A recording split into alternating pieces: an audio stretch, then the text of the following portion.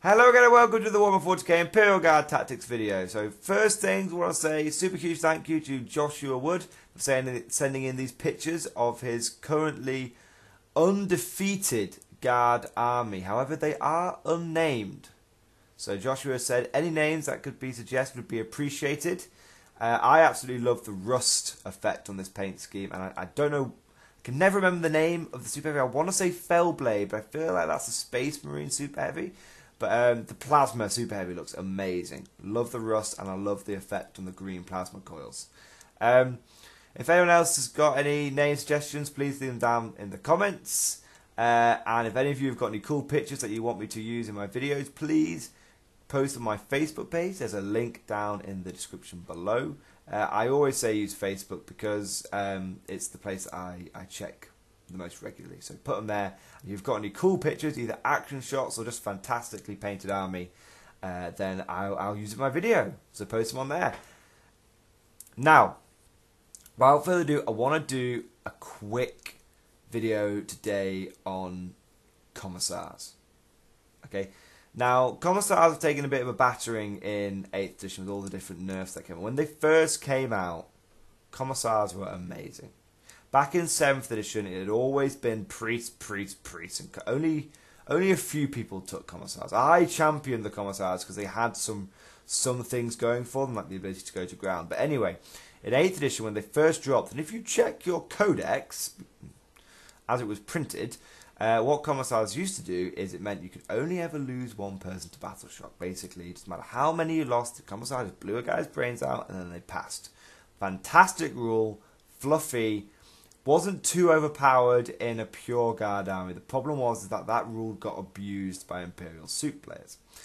Now that Soup's dead, I do personally think that some of the nerfs that guard have received should be undone, but that's a discussion for another day. How do we now use our Commissars? Because their summary execution rule has now been changed where you may execute a guy and re-roll the result. Which is okay. It's okay, but it's not great. Now bear in mind that Commissars now, after the most recent big FAQ, are only 15 points base. Okay? Only 15 points base. Which is dirt cheap. Absolutely dirt cheap. And Lord Commissars are only, I think, 30 points base. That's really, really good. Now, I would essentially forget about the summary execution rule. And it will occasionally crop up where it's useful. I use it now and again to save a command point reroll here and there when it comes to battle shock. But generally speaking, I don't really use my Commissars for summary execution. I use them in two ways. Okay. If I'm playing, they have another rule called, it's like Inspiring Presence or Awe of Discipline. I can't remember exactly what it's called. But what the rule does is on everyone around, every unit within 6 inches of the Commissar can use their leadership. Now, for most regiments, that will take you from being leadership 7 to leadership 8, because basic Commissar is leadership 8. For Mordian, Iron Guard, and Catachan, regular Commissars aren't as useful because we already get access to easy leadership 8. But Lord Commissars are leadership 9, so Lord Commissars are still really, really useful. And I would say Lord Commissars are probably better overall, but we're actually just going to look at the regular Commissar today. Because I found a really good use for my Commissars, and I've started bringing them back. I take 3 Commissars now. In a lot of my lists, in my pure infantry list, I take 3 Commissars most of the time. Now the reason for this is I find them to be very cheap, but almost disposable combat characters. What I like to do is I like to just arm my Lord Commissar with, not my Lord Commissar, my regular Commissars, just with a power sword or a power axe. Because they're only 4, they're only 4 points. It's only 4 points for a power sword, and you have to take a bolter as well, because you can take a bolt pistol or a bolter, but it's for 1 point. But you'd always take the bolter. Okay. And what that means is you have a 15-point character. For 4 points, you take a power sword. For 1 point, you get a bolter. For 7 points, you've got for 7 points. For 5 points and upgrades plus 15 points base, so 20 points in total. For 20 points, you've got a character that can run around shooting 2 bolter rounds a turn in rapid fire range, hitting on 3s. Okay, and he's got 3 attacks in close combat. So 3 attacks in close combat, hitting on 3s. All your Commissar has to do is kill a couple of Marines. You know, it's like 2 or 3 Fire Warriors, 2 or 3 boys, and he's easily got his points back. And don't forget, these guys, you know, they come with 3 wounds. They're actually really, surprisingly, they're good combat characters. What they're especially good at doing is having a hidden power weapon. Now, I'm a big believer in power weapons. I've always made sure I've had a few available in my army, because there's nothing worse than being stuck in a combat and you can't really afford to pull out. You've got a whole bunch of guys fighting over an objective. You can't really afford to pull back because you need to, especially in places like ITC, or you're trying to hold on to an objective, and maybe it's like that. It's possibly the last turn of the game, and you went first, and you can't really afford to pull back. What Commissars are so useful for doing is having that power sword in there, and that power sword or power axe, it just makes the difference between cutting down a couple of Marines or a couple of enemy models, and you're there. The best example I have recently of my combat Commissars doing significantly changing the game was when I was playing against an all-knight army with my pure infantry army. And it was close, because knights can do a lot of damage to a pure infantry army. It's not as clear cut as it used to be at the beginning of 8th, guys. It's not at all. And this knight was just doing work to me, but I managed to get down to 1 wound. But I knew if I didn't kill it, it was going to do like machine spirit resurgence and be on, for a turn, be on full profile. And so what I did is I charged in one of my Commissars into this knight. I charged a bunch of guardsmen to eat the Overwatch, but the Commissar went in. And he hit 3 times with his power sword. And he got a wound. Oh, it's 6 to wound, sure, but everything was everything in 8th edition. He got the 6, and guess what?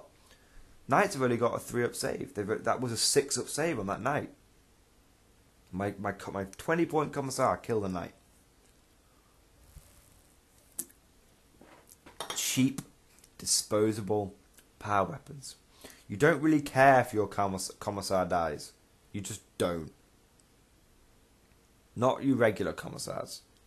But they have that, but this is the point I want to end on, right? Commissars have that potential for epic moments where they swing the game in your favour. And there is nothing cooler. I don't care what you say, there's nothing cooler in 40k, especially as a guard player, than seeing a Commissar rallying his platoon around him. Rallying 20, 30 guards around him, sweeping his chainsword round his head and leading that bayonet charge. How can you expect your men to bayonet charge if there isn't a Commissar leading them? Come on, guys. So that's my quick Commissar video. They're not really leadership buff guys. They kind of can do it. They're not really leadership buff guys anymore. What they are cheap hidden power weapons. They are surprisingly good combat characters. You take 3 Commissars with power weapons and a priest, you're looking at about, for 100 points, looking at 12 power weapon attacks. That's good. Don't forget, as per the index, you can put a power weapon on that priest as well. What's that? The priest gets 3 attacks base, plus 1 for the power weapon. So that's another 16 power weapon attacks for 100 points, roughly. That is a good deal.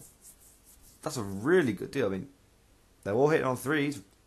I think the priest hit on 4s, but he's re-rolling, so that's, you know, the equivalent thereof of hitting on 3s. That's a nasty little combat cluster. That's a really nasty little combat cluster. I don't know if that's more effective than taking like Crusaders or something. I mean, how many Crusaders can you get for roughly 100 points? It's less than 10. It's like 6. Are they 15 or 20 points each? I think they're 15 points each. So you can get about 6 or 7 Crusaders, like 14 attacks. Versus it's about 12 attacks from the Crusaders versus the 16 for the Commissars. But the Crusaders, I think they've got like 1 wound each, but they've got the 3-up invulnerable save. Whereas the regular Commissars they've got more wounds, because 6 Crusaders have got 6 wounds, but those 4 characters have got 3 wounds each. That's 12 wounds, so they actually have double the wounds. And the priest has got a 4-up invuln. I'm not sure if regular Commissars come with a refractor shield. They might do, which is a 5-up invuln. It kind of balances out when you think about it. So that's just, it's been an extreme example, but Commissars are good in combat, and you shouldn't be afraid to throw one in there, leading a charge of 20 guardsmen. So guys, how have you been using your Commissars recently? Combat characters, leadership buffers, both? Do you go for that power? Do you spring for the power fist, or do you keep them cheap like me and go for the power sword? What about power mauls? I've not even touched on power mauls. I tend to keep them with swords just for rule of cool, waving a sword around, but I bet power mauls are probably the more sensible option.